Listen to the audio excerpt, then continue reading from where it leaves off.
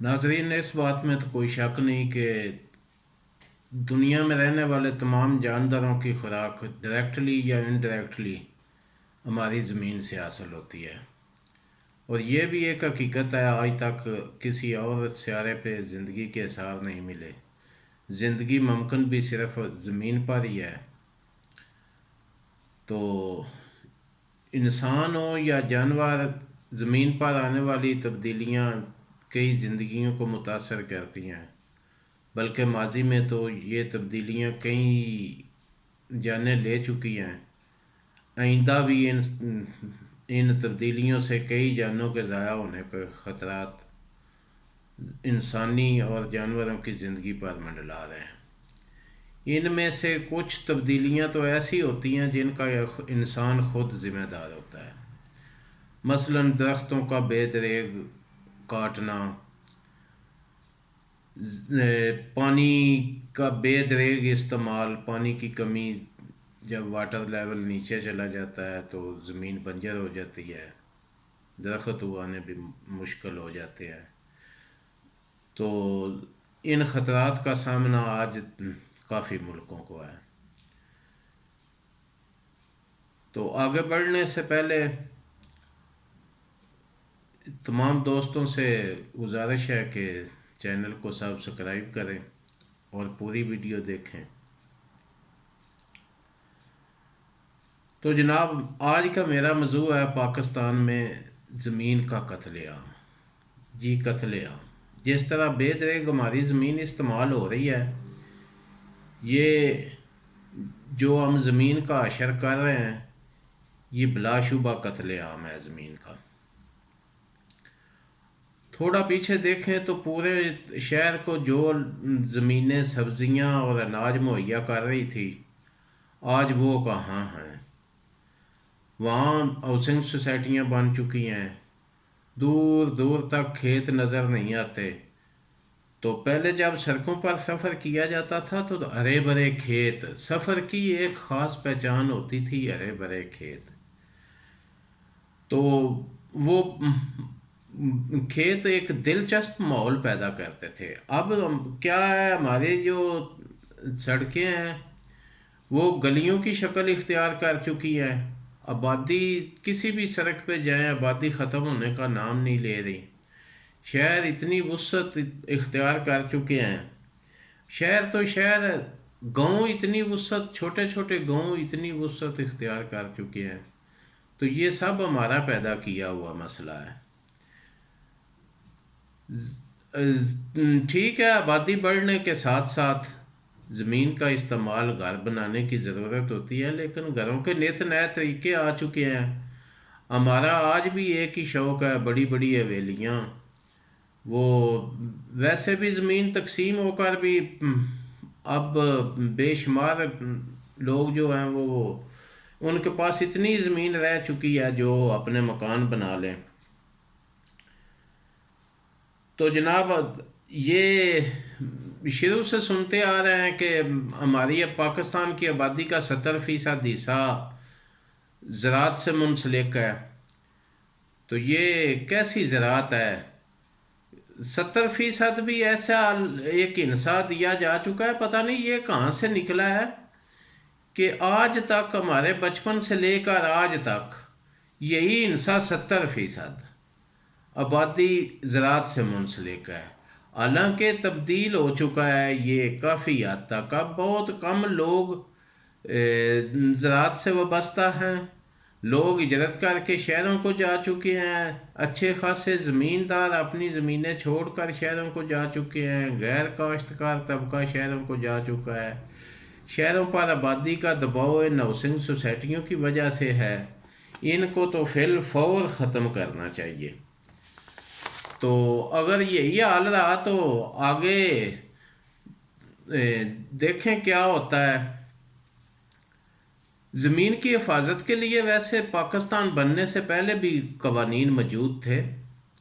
अंग्रेज़ दौर में एक कानून उन्होंने बनाया हुआ था कि कोई भी साहूकार, खा ज़मींदार कितना भी कर रही हो जाए, साहूकार उससे ज़मीन नहीं ले सकता था। اس قانون کا مقصد یہ تھا کہ زمین محنتی ہاتھوں میں رہے، کسانوں کے پاس رہے اور وہ اناج اگائے، تو ساہوکار کے پاس زمین نہیں جا سکتی تھی۔ اس کے علاوہ دیکھیں، سب کو پتہ ہے، ہم جو پاکستان میں رہتے ہیں سب کو پتہ ہے کہ انگریز نے مختلف اسکیمیں نکالی ہوئی تھی زمین آباد کرنے کے لیے۔ گھوڑی پال مربے دیے انہوں نے، ٹالی پال مربے دیے۔ اس کا مطلب یہ نہیں تھا کہ انگریز کو اتنی گھوڑیوں کی ضرورت تھی یا اتنے درختوں کی ضرورت تھی۔ یہ ایک اس نے معیار رکھا ہوا تھا کہ لوگ یہ آدمی کتنا محنتی ہے، تاکہ زمین صرف محنتی لوگوں کے پاس رہے اور وہ اناج اگائیں اور سب کی ضرورت پوری ہو۔ انسان کی سب سے بنیادی ضرورت جو ہے نا وہ خوراک ہے۔ اگر خوراک ہے تو اس کو صحت چاہیے، اگر خوراک ہے تو اس کو لباس چاہیے، اگر خوراک ہے تو اس کو چھت چاہیے۔ یہ سیفٹی وغیرہ، یہ سب کچھ، گاڑیاں، بنگلے، رہائشیں، یہ سب کچھ بعد کی چیز ہے۔ پہلی ضرورت انسان کی ہے خوراک، تو خوراک ہمیں صرف زمین سے حاصل ہوگی۔ تو ایک تو ہمارا وہی فرسودہ، اتنی دنیا ترقی کر چکی ہے، ہمارا وہی فرسودہ زرعی نظام ہے، اس کی طرف کوئی توجہ نہیں دی گئی۔ تو خیر یہ ایک الگ موضوع ہے۔ تو ایک حالیہ سروے کے مطابق پچھلے کچھ سالوں سے ہماری جو زراعت ہے نا وہ تقریباً 1.5% پر ایئر، ہر سال 1.5% کم ہو رہی ہے۔ تو یہ اسی تناسب سے کم ہوتی رہی تو آپ اندازہ کریں کہ یہ پچھلے 20 سالوں میں جو تباہی ہوئی ہے وہ سب کے سامنے ہے۔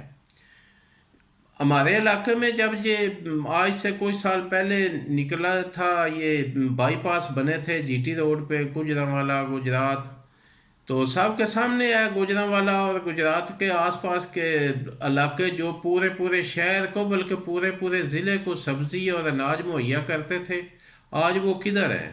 سب ہاؤسنگ سوسائٹیوں میں دفن ہو چکے ہیں۔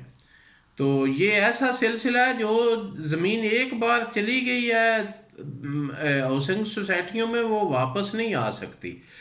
کافی ملک دیکھے ہیں، مثلا یورپ میں ہم رہتے ہیں تو یورپ میں دیکھو پچھلے کئی سالوں سے ایک زمین کا قطعہ انہوں نے ضائع نہیں کیا۔ بلدیاتی نظام کے زیر اثر ہے زمین، ایک قطعہ زمین کا 1 ایکڑ زمین کوئی کسی کی اجازت کے بغیر کوئی اس میں تبدیلی نہیں کر سکتا، کوئی اپنی زمین پر گھر نہیں بنا سکتا، اپنی زمین کو کسی اور استعمال میں نہیں کر سکتا۔ تو یہ مستقبل کے بحران کو ہم دعوت دے رہے ہیں۔ ویسے دیکھیں ہر سال خوراک کا بحران پیدا ہوتا ہے اس صورتحال میں بھی، تو آگے آنے والے سالوں میں کیا ہوگا؟ اگر ہر سال اسی تناسب سے ابھی 1.5% سکڑ رہی ہے تو اگلے 5 سالوں میں یہ شرح جو ہے اسی تناسب سے اگر بڑھتی رہی تو یہ 2-3% ہو جائے گا۔ تو یہ کافی خطرے کی گھنٹی بج جائے گی ہمارے لیے، آنے والی نسلیں کہاں سے کھائیں گے؟ تو یہ لمحہ فکریہ ہے، اس کی طرف ہمارے حکمرانوں کو اور ہمارے کسانوں کو بھی توجہ دینی چاہیے۔ یہ آج کل جو ہمارے ہمسایہ ملک انڈیا میں مسئلہ چل رہا ہے کسانوں کے ساتھ، تو وہ بہت جدوجہد کر رہے ہیں، ان کو داد دینی چاہیے، وہ زمینیں بچانے کے لیے جدوجہد کر رہے ہیں۔ میں گارنٹی سے کہتا ہوں اگر انڈیا میں یہ فارمولہ، یہ کارپوریشنیں آ جاتی ہیں تو اگر ادھر اڈوانی اور امبانی وغیرہ ہیں تو ہمارے ملک میں بھی ملک ریاض ہے، میاں منشا ہے، جہانگیر ترین ہے، وہ بھی فائدہ لینا جانتے ہیں۔ کوئی بھی حکومت ہو، ہمارے ملک میں بھی یہ فارمولہ لاگو ہوگا، ہمارے ملک میں بھی کارپوریشنیں آئیں گی، تو پھر ہمیں پتہ چلے گا کہ ہم کہاں کھڑے ہیں۔ تو زمیندار طبقہ ویسے بھی کمزور طبقہ ہوتا ہے، اس کی سنتا بھی کوئی نہیں۔ ہر سال اس کی فصل کی جس طرح خستہ حالی ہوتی ہے، جب سیزن ہوتا ہے تو فصل کا کیا ریٹ ہوتا ہے، تو وہ بیچارہ اس کم ریٹ پہ بھی فصل دینے کو تیار ہوتا ہے، اس لیے کہ اس کے پاس نہ فصل ذخیرہ کرنے کے لیے جگہ ہے اور نہ اگلی فصل کے لیے اس کے پاس انویسٹمنٹ ہے۔ وہ بیچارہ تو دن گن کے انگلیوں پہ پورے کرتا ہے کہ فصل پکے اور کچھ پیسہ آئے، وہ اپنا قرض اتارے، جس جس کا اس نے قرض دینا ہوتا ہے وہ بھی اس کے سر پہ ہوتا ہے۔ تو یہ سوچنے کی بات ہے۔ تو یہ آج کا لمحہ فکریہ ہے کہ ہمیں زمین کو قتل عام سے بچانا چاہیے، زمین کی حفاظت کرنی چاہیے، ہماری حکومت کو بھی سامنے آنا چاہیے۔ تو یہ بڑی حویلیوں کی بجائے کہنے کو تو ہمارا وزیر اعظم کہتا ہے کہ ایسے کریں گے یہ، کوئی میں تو تنقید بھی نہیں کرتا کسی پہ، کہنے کو تو کہتا ہے کہ ہمیں ورٹیکل جانا چاہیے، لیکن قانون تو کوئی نہیں آ رہا، نہ ہی زمین کی حفاظت کے لیے کوئی عملی قدم اٹھایا جا چکا ہے۔ اللہ حافظ جی۔